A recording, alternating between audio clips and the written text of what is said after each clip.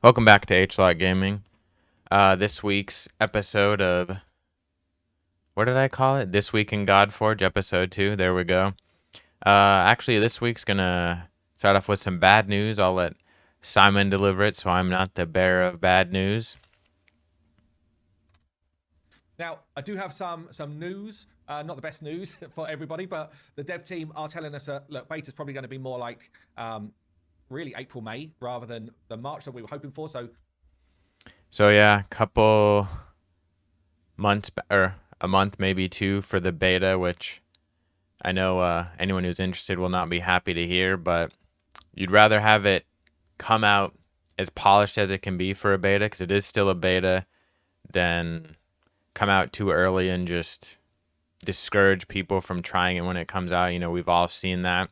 There are games that are famous for sort of overcoming it, Cyberpunk and No Man's Sky, but I feel like if you ask the average person, they still might have a negative connotation in their mind for those games. So I can understand waiting. He did actually show quite a few new characters. So we'll go over that. They're just little snippets. I'm kind of surprised they didn't give us any of these as leaks, because they honestly would have, over a month of leaks here if they gave them to us. Even if they just gave us the few little pictures that he showed, we can do stuff with that. But, it is what it is. So let's take a look. So here's the this big picture was actually on the Fateless Discord. I don't remember seeing this small one. He did say you might have already seen this, so I might have missed this one. Um, you know, kind of a priestess or a shaman vibe, so I'm guessing maybe some healer stuff there. But either way, it looks good. I mean, I doubt they'll have this detail in game, but I mean, like, look at that. You can see, like, this skin texture. That's pretty crazy. Next, this guy. We got he says he's a weapons master. I'm not sure how he said his name. Perun, Prun. He did say he'll be a legendary as well. Let's go kind of no, not there. Here we go. This, they were saying they wanted him more like this guy. I feel like big sword, spears, hatchet, or not hatchet, hand axe, mace, other swords. You can see all this kind of a arm weapon there, shoulder. I was thinking if he's a legendary, I'm not sure how they would do this, but if they could make each skill pulls out a different weapon or weapons. You got these right here. I'm guessing those are throwing knives. The shoulder, that looks kind of like a hammer there. A knife on the leg. I'm not sure what that's going to be. It's too hard to tell what that might be, because I don't think it would be arrows, right? You have throwing knives that I'm not sure where they're keeping those. They're showing that with two, right? He has a big sword, some other axes. I don't know if that's a rope or whip. But I just think it'd be cool if you use one weapon for each skill or multiple weapons per skill, so it doesn't really overlap. Say he has a big damage dealing skill, he pulls out this sword, does a single target big damage. Maybe he does a multi attack that has bleed or something. He throws all these knives at once. Maybe he has a skill where he stuns and poisons or something, pulls out the hammer for the stun, the small knife for the poison. They're just some ideas I have off the bat. All right, let's see who's next. Quetzalcoatl, which, is a snake, but also kind of a dragon. And if you've seen any of my other videos, I've been saying I think dragons are going to play a huge part in the main story. And I think somebody's trying to overtake the gods using dragons. And this will be a playable character, is what he said. We can control creatures. So that's cool. And like I said, something's going on with dragons. Let me know down below if you agree, how you think dragons might play into the main story. So this is I don't really know what kind of character it could be. It could be sort of a magic character. We don't see any weapons yet. It could be a rogue.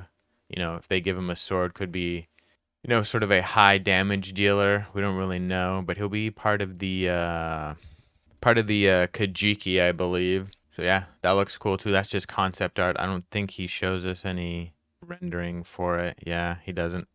Okay, this is the first giant. He said going to be belonging to the Avalon. He said, kind of post-apocalyptic vibe. He said he recently watched The Last of Us again, the first season. I know typically we think post-apocalyptic is like guns, not exactly steampunk, but sort of that vibe. In a way, you're kind of trying to use technology best you can after society collapses. We always think of it in terms of modern society, but it could be ancient society. So I kind of see what he's saying. Post-apocalyptic, like the moss. You kind of have that infected vibe, like he was saying from The Last of Us. But I'll be interested to see in game his size compared to other heroes because he's supposed to be a giant. And then he shows a concept. He said the next one is a rare, but I actually thought it looked pretty dang cool what we could see. Yeah. Asag. You see there, ASAG, I believe is how he said it.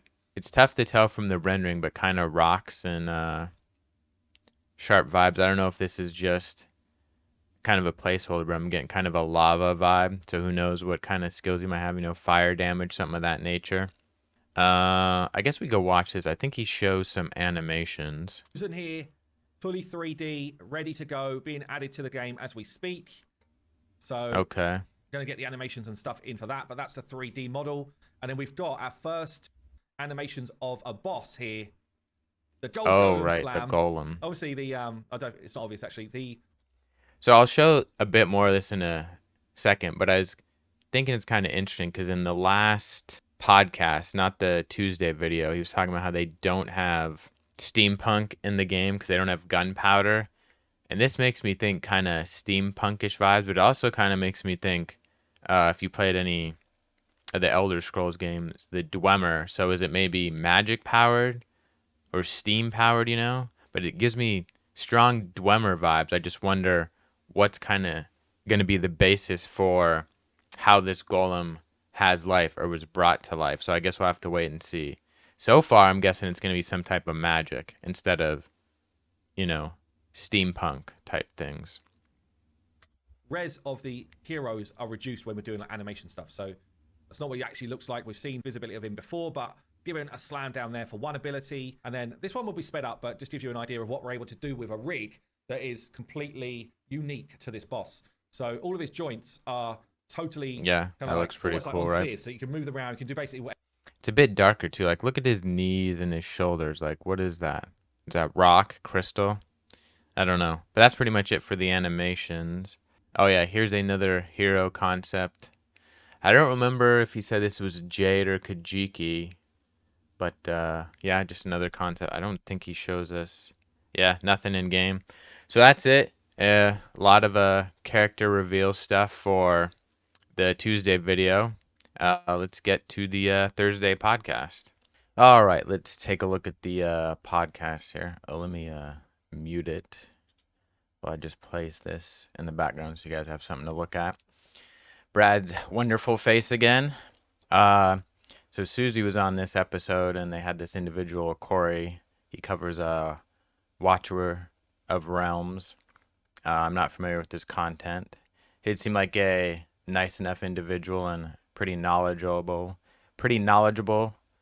about Watcher of Realms. So if you're into that game, I guess check out his content. Related to that, I guess if you started playing Watcher and you're still playing, let me know down below if you're still playing it, because they did mention a bit of a spoiler here, some stuff I'll talk about that pertains to how they compared Watcher of Realms to Godforge, was how they kept getting stuck at certain points in Watcher, and I definitely felt that and have been far less interested in the game over maybe the past 6 months. It's not that I'll never play, but I'll go a month, 6 weeks without even logging in, because I don't know. I hit a point in one of the gear raids where I just got stuck and I really had no one to get past it. And I do have people to get past it now because I've still been logging in to play it, but I just don't have the interest because I hit that hard point for a while till I got the champ that could do it. But anyways, to get into what they talked about, related to that, they said, they talked about how how to get people into the game quickly. They compared Watcher of Realms to Raid, and he was saying that in Raid, within 2 hours you're pretty much into the game. Like there's maybe certain things you're not unlocking, but you feel kind of the full totality of the game, like what you're getting into as compared to Watcher. He said, in his estimation, it was about 6 hours. And for a mobile gotcha game, if you're only playing an hour or two a day, really feeling like you're not getting into the game until maybe a few days later can be discouraging to some people. And related to that, getting stuck, as I mentioned earlier, again, this individual, Corey, said that a good thing to do, like Raid, is have essentially every unit has a place in the game. Not that they're the best or they're a powerhouse or anything like that, but there's essentially a spot you can use them in that they're good for that makes it a lot easier to get past those sort of stuck moments as compared to what Susie and him described in Watcher, where if you just don't have certain champs, you're kind of just hard stuck.